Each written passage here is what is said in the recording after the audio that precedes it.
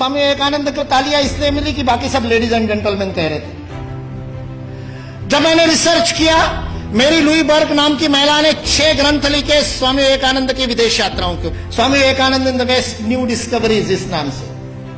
वो मेरी लुई बर्क ने शिकागो की उस धर्म सभा में उपस्थित जो श्रोतागण थे उसके प्रत्येक के साथ संपर्क किया, जो जीवित थे, जो जीवित नहीं थे, उनके वंशजों के साथ उनकी डायरिया खंगाली, उसके पूरे मिनट्स पढ़े। और उसके बाद में वो कहती है स्वामी विवेकानंद पहले व्यक्ति नहीं थे, चौथे व्यक्ति थे।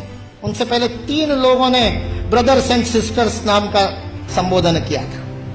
श्रीलंका से एक बौद्ध साधु गए थे, धम्मपाल अंगीकारा, उन्होंने किया था। एक बौद्ध भिक्खु जापान से आए थे, उन्होंने भी यही बंधु और भगिनी वाला संबोधन किया था।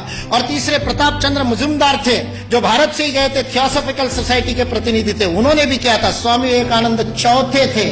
उस सभागृह ने पहले 3 बार वो संबोधन सुना था, उसके बावजूद नाविन्य के कारण तालियां नहीं बजी थी 2.5 मिनट तक। उसके बावजूद 2.5 मिनट तक तालियां बजी, क्योंकि वहां खड़े हुए व्यक्ति के अंदर वह भातृत्व का, वह बंधुत्व का, वह अपनत्व का, वह आत्मीयता का, मेरा कोई है, इस प्रकार का बोध उस वाणी के माध्यम से श्रोताओं के साथ जुड़ा था। सुभाष चंद्र बोस बहुत जबरदस्त वक्ता थे, मुर्दे को जगा दिया उन्होंने। अपनी पूरी आजादी सेना युद्धबंदियों में से तैयार की थी। हारे हुए युद्धबंदियों के कैदियों के बीच में ऐसे प्राण फूंकते कि आजाद हिंद सेना की स्थापना हो जाए। वो सुभाष चंद्र बोस कहते आज स्वामी विवेकानंद जीवित होते तो उनके पैरों में मैं बैठा होता। उस सुभाष चंद्र बोस को किसी ने पूछा कि स्वामी विवेकानंद के शब्दों का असर क्यों हुआ, तो उन्होंने अपनी वो कवित्वमय वक्तृता में कहा था, जो बात होठों से बोली जाती है होठों तक पहुंचती है, जो बात गले से बोली जाती है मेरे जैसे चिल्ला चिल्ला के वो गले तक पहुंचती है, कभी कभी गले उतर भी जाती है, लेकिन हृदय तक वही बात पहुंचती है जो हृदय से कही जाती है। और स्वामी विवेकानंद के शब्द हृदय से कहते हैं। सारा 1.5 महीने का अपमान विष का प्राशन करने के बाद ये शिव वहां खड़ा होकर के कल्याण के मंत्र बोलता है और अमेरिका निवासियों को बहनों और भाइयों कह करके बोलता है, जिन अमेरिका वासियों ने उसको खाने के लिए नहीं दिया था, दर दर की ठोकरें खाने पर मजबूर कर दिया था, यू ब्लैक गेट आउट कह करके जिसका हर दरवाजे पर स्वागत हुआ था, 1.5 महीने तक अपमान सहने के बाद उस अपमान के विष को पी करके भारत का हिंदुत्व का सच्चा प्रतिनिधि जिसने गर्व से कहो हिंदू है, उस दिन 11 सितंबर को पहली बार बोला था कि मैं गर्व से कहता हूं कि उस हिंदुत्व का मैं प्रतिनिधि हूं। बस स्वामी विवेकानंद सच्चे अर्थ में प्रतिनिधित्व करता है और उस पूरे सभागार को ही नहीं, पूरी अमेरिका को अपने भातृत्व बोध से बोधित करता है। ये भारतीय संस्कृति की वैश्विक अवदान है, वसुधैव कुटुंबकम का भाव है। हमारे यहां किसी भी सामूहिक गतिविधि का सर्वोच्च आदर्श परिवार है। यदि आप अपने संस्था में परिवार का भाव स्थापित नहीं कर सके तो उस संस्था का नेतृत्व करने का आपको अधिकार नहीं है। यह भारत का बोध है। मैं कहता हूं ये कुछ नहीं बिगाड़ सकते, ये विकृति फैलाने वाले कुछ नहीं बिगाड़ सकते, क्योंकि इस देश का समाज जीवंत समाज, और जो शरीर जीवंत होता है उसके नाक में धूल का कण जाता है तो छींक मार करके भगा देता है। भारत ने भी छींक मार दी तो भाग गए बेचारे, कहां जाएंगे। और आज जिस बात के ऊपर हंसते थे उन सारी बातों को स्वीकार करने के लिए विश्व मजबूर है, विवश है। एंगस मेडिसन नाम के एक अर्थशास्त्री को काम दिया गया सन 2000 में। जिस कालगणना की आप दोनों ने बात की, उस कालगणना में 1000 की गिनती बड़ी महत्वपूर्ण थी, क्योंकि बाइबल में लिख दिया कि 1000 वर्ष जब पूरे हो जाएंगे तो मिलेनियम पूरा होगा। और मिलेनियम का बाइबलिकल अर्थ है कि उस दिन वापस आएगा क्राइस्ट, और उसके बाद में सबका जजमेंट होगा और सबको कौन किसने पास में बैठेगा वो तय होगा, और जिसने नहीं माना होगा उन सबको जहन्नुम में भेज दिया जाएगा। 1000 साल बाद हुआ नहीं तो सबको लगा 2000 साल बाद हुआ। इसलिए 2000 बड़ा महत्वपूर्ण वर्ष था। बहुत सारे सम्मेलन हुए सारी दुनिया में, और उन सम्मेलनों के बीच में दुनिया के सर्वाधिक विकसित देशों का जो संगठन है OECD, organization for economic cooperation and development, जिसके लिए विश्व के सर्वाधिक GDP वाले पहले 7 थे, अब 15 हो गए, 16 हो गए देशों का वह संगठन था। उस OECD ने सन 2000 में एंगस मेडिसन नाम के अर्थशास्त्री को यह काम दिया कि वो विश्व का आर्थिक इतिहास लिखे।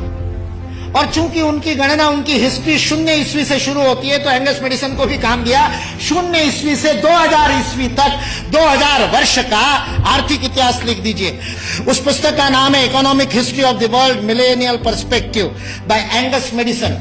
OECD.org इस वेबसाइट से आप डाउनलोड कर सकते हैं। 2000 वर्ष का आर्थिक इतिहास लिखा है एंगस मैडिसन ने। और वह एंगस मैडिसन कहता है कि पहले 1500 वर्ष 0 ईस्वी से लेकर के 1490 तक 99 तक सारे विश्व के जीडीपी में लगभग 2/3 66% योगदान देने वाला देश कोई था तो वो भारत देश था।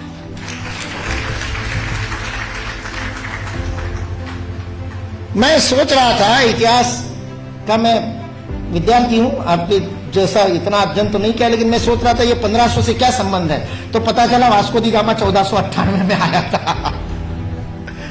और मतलब उसने भारत को खोजा, ऐसा हम लोग भी लिखते हैं, तो उससे पहले कोई गुम हो गया होगा। जो गुम हुआ भारत था वो विश्व के 2/3 जीडीपी को प्रोड्यूस करने वाला, और केवल प्रोड्यूस करने वाला नहीं, विश्व को समृद्धि का अवदान देने वाला, वितरण करने वाला विल ड्यूरांड अमेरिकन इतिहासकार है। 11 खंडों में उसने लिखी है हिस्ट्री ऑफ सिविलाइजेशन। वह विल ड्यूरांड लिखता है सारे विश्व को संपदा का वितरण करने वाला कोई देश होगा तो वह देश भारत देश है। वितरण शब्द प्रयोग किया है, लेन देन नहीं, वितरण करने वाला देश। सारे दुनिया में हमारे व्यापारी जाते थे। वो वास्को दी गामा को भी हमारे ये गुजरात का व्यापारी, वास्को दी गामा ने अपनी डायरी में लिखा है, वो गुजरात का व्यापारी पानी के जहाज लेकर के उसको मिला साउथ अफ्रीका में। उसको तो भारत मिला नहीं था। इसने कहा अच्छा भारत खोज रहे हैं, चलो मैं ले चलता हूं। उसको मसाले भरने थे, इसलिए वो कालीकट गया, इसलिए वास्को दी गामा को कालीकट ले गया, नहीं तो भरूच ले आता गुजरात में। फिर हमारे इतिहास वाले लिखते कि वास्को दी गामा भारत को खोजता खोजता भरूच पहुंच गया। वास्को दी गामा को भारत के व्यापारी कान्हा भाई ने खोजा, मिल गया, और उसको कहते को भारत खोजने, चल भाई मैं दिखाता हूं, चल मेरे साथ, और साथ में ले। ये वास्को दी गामा ने अपनी डायरी में लिखा है, वो बेईमान नहीं है, उसको छिपा करके इतिहास की किताबें लिखने वाले बेईमान। वास्को दी गामा की डायरी का उद्धरण दिए बिना हमारे को गलत इतिहास पढ़ाने वाले बेईमान है। वास्को दी गामा ने तो ईमानदारी से लिखा है। उसने ये भी लिखा है कि उस कान्हा भाई के जहाज मेरे जहाजों से कई गुना अधिक प्रगत थे। 40 खेने वाले लगाने के बाद भी मेरे जहाज को उतनी गति नहीं थी जो उससे 3 गुना बड़े, 3 मंजिल वाला जिसके ऊपर डेक था, ऐसे जहाज को केवल 16 नाविक खेते थे। ऐसा कान्हा भाई का जहाज था। भारत की विज्ञान और तकनीकी की स्थिति अंग्रेज इस देश में आए तब सारे विश्व से अधिक उन्नत थी। ये अंग्रेजों में से कुछ ईमानदार इतिहासकारों ने लिख करके रखा। इसलिए जो इस गलतफहमी में है कि अंग्रेज इस देश में नहीं आते तो भारत में तो कोई विज्ञान ही नहीं होता, वो इस बात को समझ ले कि अंग्रेज इस देश में नहीं आते तो केवल भारत का ही नहीं, विश्व का विज्ञान आज है उससे अधिक प्रगत होता है।